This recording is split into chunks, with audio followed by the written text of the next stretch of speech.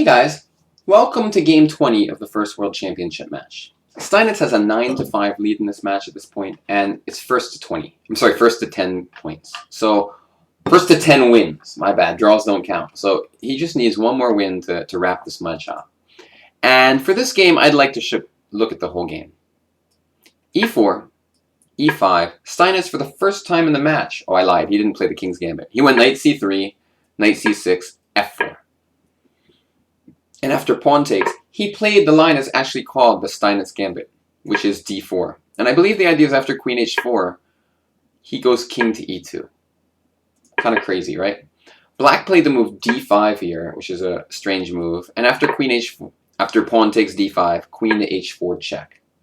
King e2, queen e7 check, king to f2. White's idea is that it's okay to move his king around because the center control he's going to get is more important. This was a revolutionary thing at the time. It's no longer really supported by theory. Usually these lines are not so good for white, but they're not horrible. And back then, when there's no opening theory, there's no Houdini or anything, it caused his opponents quite a bit of trouble. So black checked again, and now white did not repeat the position. He played the move g3, and after this, king to g2, so sacrificing another pawn, but noticing that black has not developed anything except for the knight on c6 and the queen, and that his king is still right in the center of the board. So after knight takes d4, h takes g3, queen to g4, making perfect sense, trying to trade queens when you're up a bunch of pawns. But you know, it's funny, he's only up one pawn. Somehow it feels like black has captured many, many pawns, but just one. So queen e1 check was played because he doesn't want to trade queens. Bishop e7, and then bishop d3 to defend the pawn here. Now black has some trouble developing his pieces because knight f6 makes the most sense. Just knight f6 and somehow get our pieces out. But what does white do against knight f6? Rook to h4, followed by rook takes d4. So black has some serious development problems here. He ends up playing the move, and by the way, we're threatening knight rook h4 anyway, because that bishop on e7 is pinned. So black sees that coming and goes knight to f5. White plays knight to f3. Black plays bishop to d7. And now, white has to figure out what move to play. And this is another key moment in the match. I would recommend spending a few minutes to try to figure out what you do here. Alright, so this is a moment where it's easy to go wrong. The move knight e5 looks exceptionally strong, attacking the queen, attacking the bishop. However, if you look at this position, black really is kind of totally tied down, can barely do anything with his pieces, and this gives black a really important chance to liquidate and get out of this position where white has this fierce attack. Black can play queen takes g3, queen takes, knight takes, king g3, bishop d6, threatening f6. White breaks the pin, and now what move does black play? G5. And all of a sudden, black is doing okay. So, big mistake to rush into things with knight e5. Steinitz saw that coming impressively and played the move bishop f4, stopping all counterplay. Now knight e5 is a serious threat. So if castle queenside, knight e5 actually wins the queen.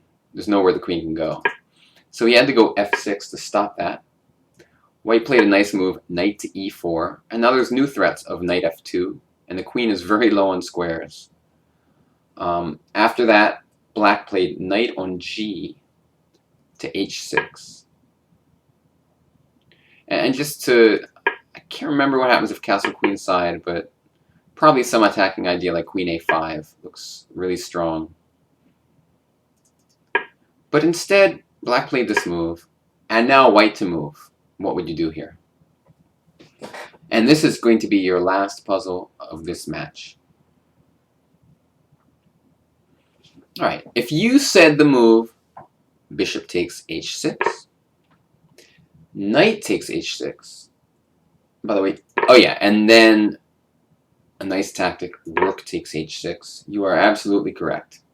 The key point is after pawn takes rook, knight f6, and this bishop is pinned, and the knight goes ahead and captures the queen and gives Steinitz his first ever or makes him the first world champion in chess history. This is actually what happened. He let him finish this combination, and then he resigned. So, bravo, Steinitz.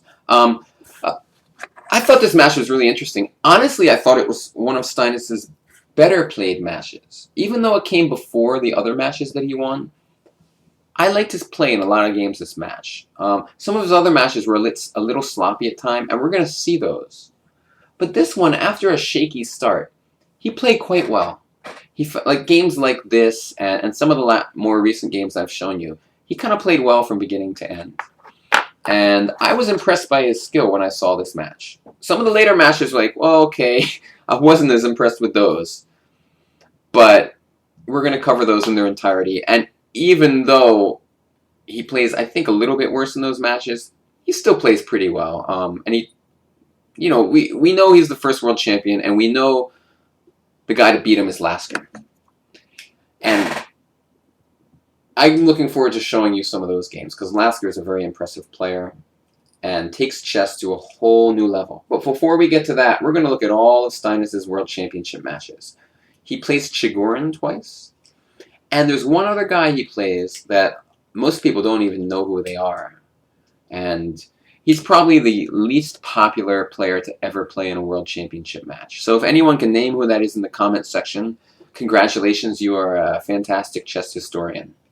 Thanks for watching this match. I hope you enjoyed these little highlights and snippets of the games, and I'll see you later. The next match coming up will be Steinitz's first match with Mikhail Chigorin, the famous Russian master and the founder of the Russian chess school.